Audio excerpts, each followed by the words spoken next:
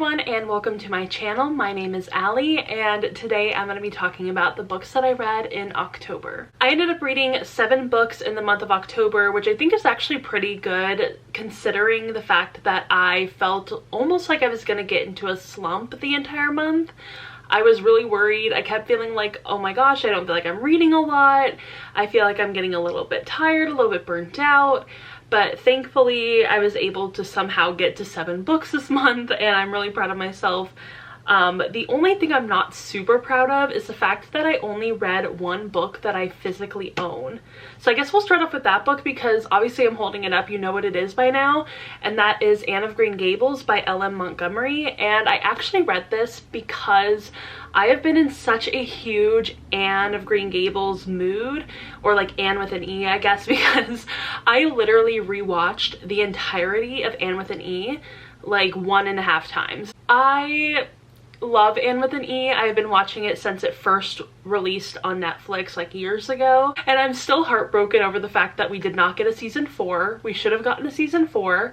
But in order to kind of like satiate my need for more Anne of Green Gables content, I was like, you know what, let's read the book for the first time. I've never read it, which is just wild to me. And I remembered that my mom had this copy of Anne of Green Gables, so I was like, okay, I have it, let's read it. And I ended up loving it. I loved it so much. I gave it 5 out of 5 stars. It's easily one of my new favorite books of all time. If you have not read this book yet, don't be like me and wait until you're like 27 to read this book, because I really wish that I had read it when I was like 10 or 11 or maybe even like 12, 13, around the age where like Anne was in the book, because I would have loved this. I would have imprinted my entire personality onto this book and I would have been Anne. I would have been Anne because I just love her so much and I relate to her so much even now as a 27-year-old.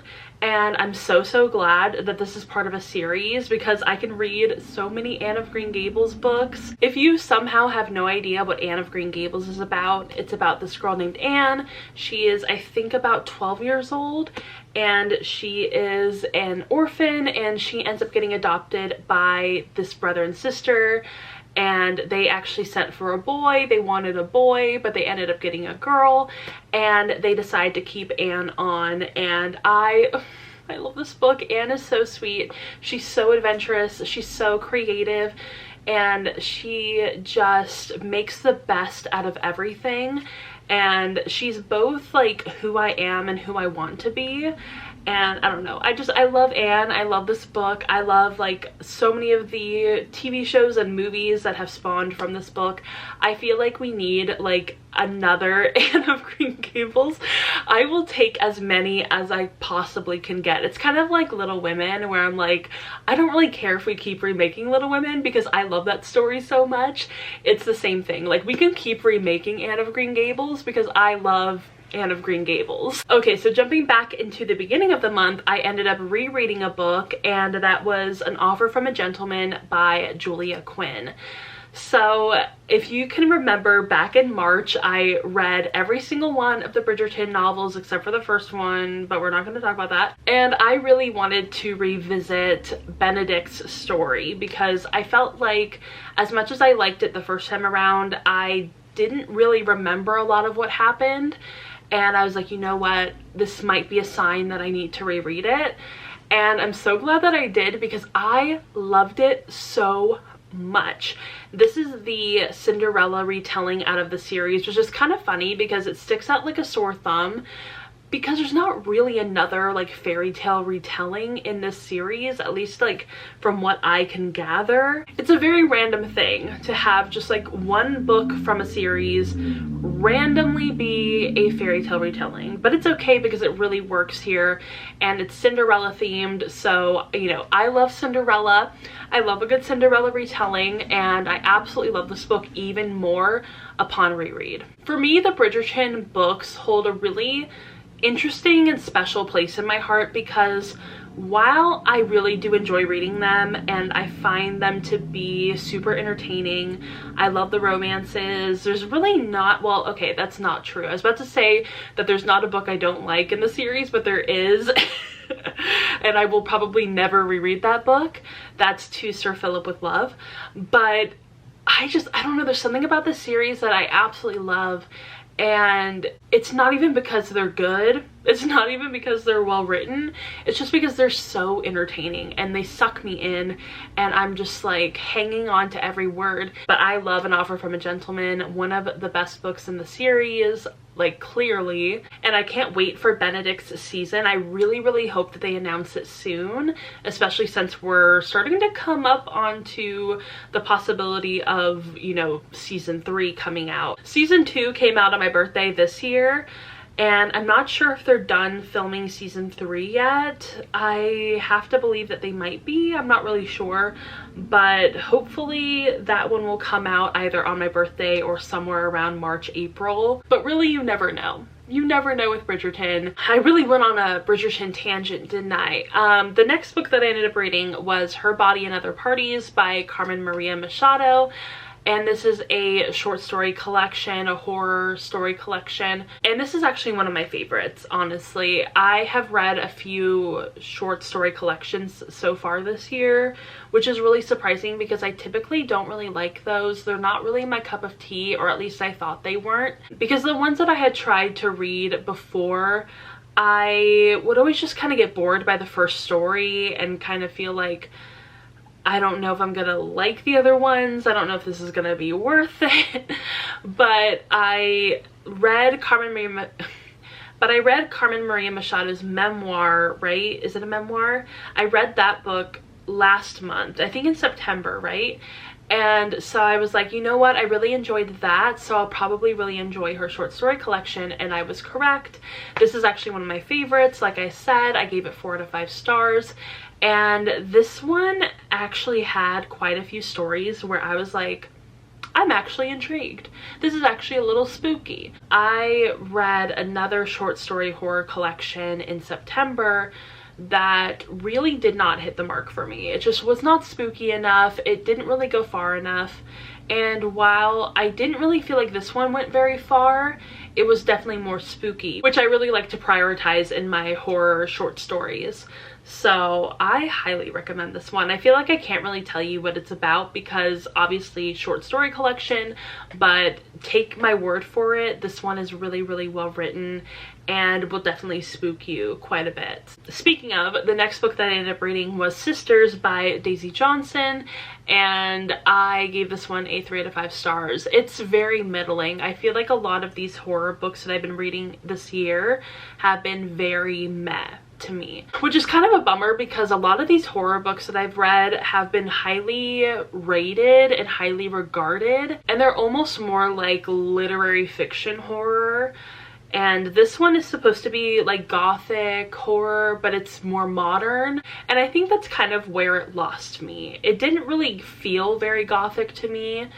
And it really just kind of reminded me of like Sally Rooney, but spooky. And it just didn't work for me fully. I mean, there were some parts of it that I really enjoyed, but for the most part, I just did not connect with this book. Basically, it's about these two sisters. Not only are they close in age, they're very close in their relationship, and the older sister kind of acts as the leader, kind of gets the younger sister to do things for her. They kind of have this sort of Simon Says game that they play with each other, and they are very protective over each other, very close, and something ends up happening at their old school, and they kind of get like booted out of that school, and they have to move with their single mother into this other house. I believe that the house was owned by their father's family, and really this didn't necessarily have a plot. It was very much like the Sally Rooney-esque kind of storytelling where there isn't necessarily a plot, it's very much centered on character, which is something that I usually like. So I was really surprised when this one didn't work for me in the way that I was hoping it would. I really wanted it to go further.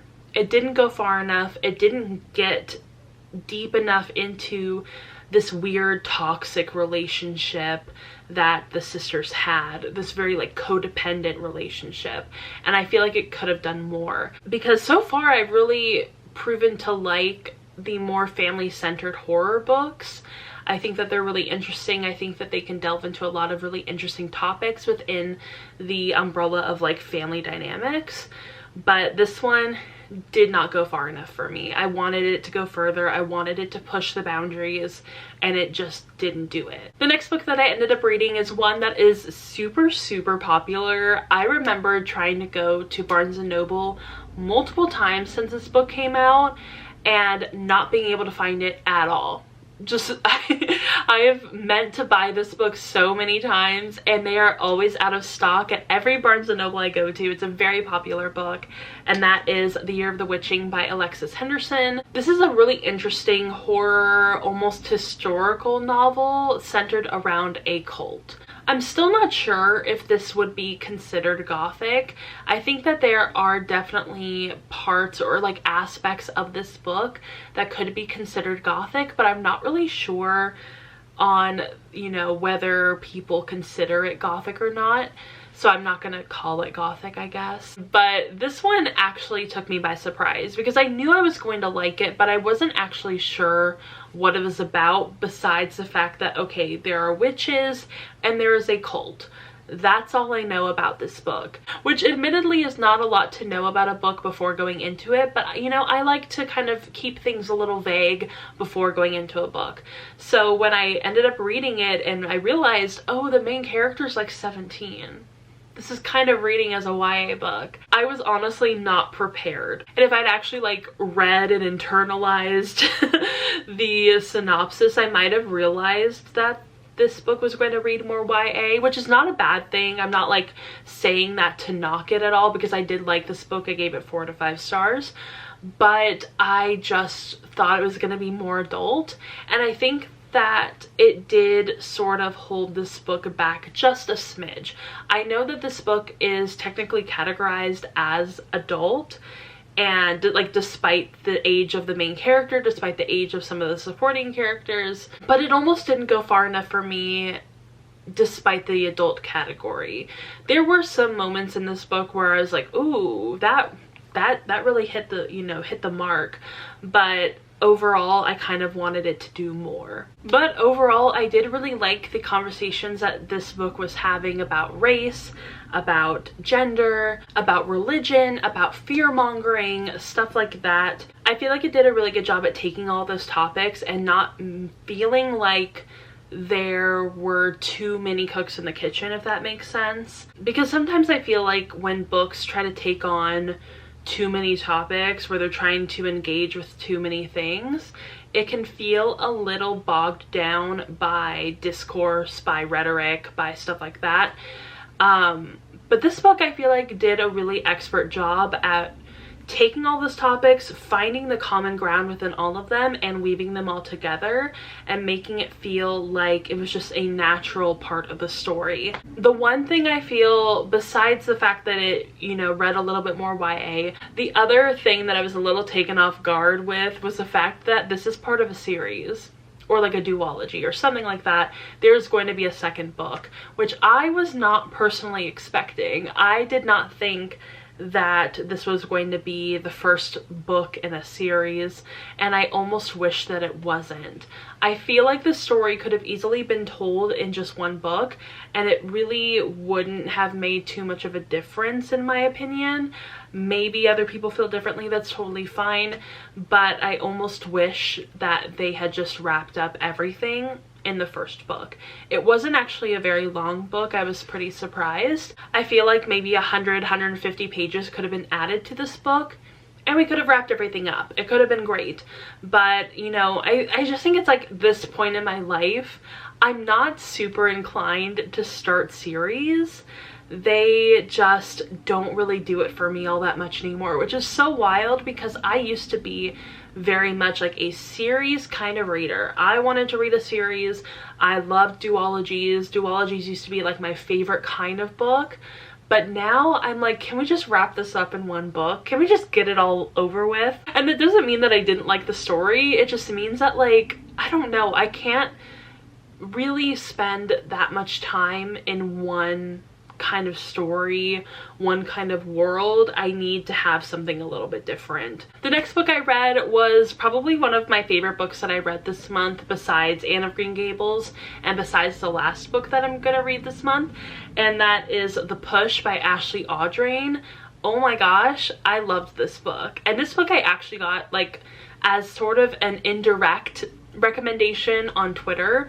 Someone that I follow, someone that I'm like mutuals with, was talking about this book and comparing it to Baby Teeth, which I read earlier back in September. And I was like, oh my gosh, I love Baby Teeth. I love that book. I think it's fantastic. What if I really like The Push? I've never heard of it before. I've never seen it before. This might be a great book to try out. And I'm really, really glad that I did, because oh my gosh, I loved it. Oh my gosh, it was so, so, so good. And it did a lot of similar things to Baby Teeth, I will admit that. They're not necessarily carbon copies, but they're very, very similar premises. Basically, you have this woman, she gives birth to her daughter, and she does not connect with her at all. Like, not from the beginning, never. They just do not have that kind of mother-daughter relationship, or like that kind of mother-child relationship that you're expecting when you have a baby. And so that creates a lot of tension. That creates a lot of headbutting between mom and daughter. The mother just doesn't really see her daughter as her daughter. But what kind of separates this book from Baby Teeth is the fact that we get a younger brother in this book. So she ends up giving birth to her son, and immediately right off the bat she feels this really great connection to her son.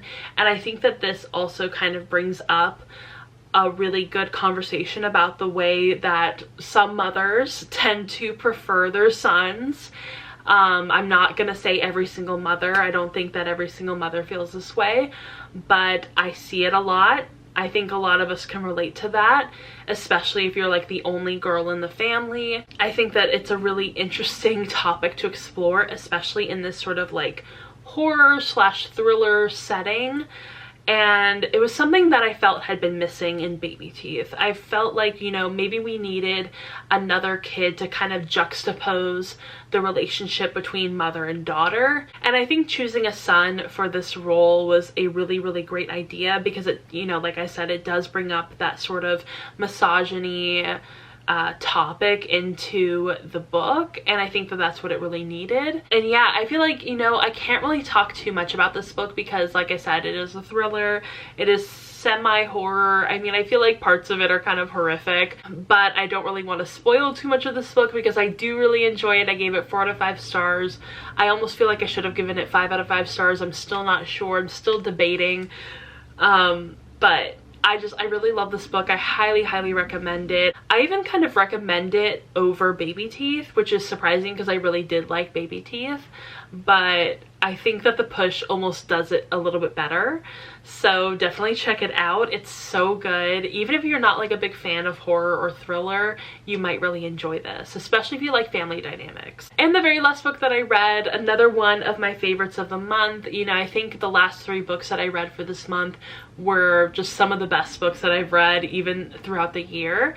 And that is Mean Baby by Selma Blair. This is a memoir. If you didn't know, Selma Blair came out and said that she had been diagnosed with MS. I think this was back in like 2019, 2020-ish. And if you don't know who Selma Blair is, you would probably know her from movies like Cruel Intentions or Legally Blonde or Hellboy. She is a really, really great actress. You'd also probably know her as a mom from After. I totally forgot that she was in that movie, which is hilarious because I remember seeing that movie in theaters with my brother and I was like, hey, the mom looks so familiar. And I remember Googling it during the movie and being like, oh my god, it's Selma Blair. No wonder she looks so familiar. This is a memoir that I had been looking forward to for a while. I remember seeing it in Target and being like, oh my gosh, I had no idea that Selma Blair was coming out with a memoir, and the cover's so awesome and I needed to read it. And I finally was able to get my hands on the audiobook from my library. I'm especially glad that I ended up reading the audiobook because she narrates the audiobook and she does a fantastically beautiful, just emotionally jarring job. She is just so fantastic at narrating. and she really puts every ounce of emotion into this narration. There are points within the audiobook where she, you know, chokes up a little bit, where she really puts everything into it, and it makes the reading experience so much more personal. And I loved it so much. I cannot recommend this one enough. I think, you know, I even read Jeanette McCurdy's memoir this year, and I thought that one would be my favorite memoir of the year.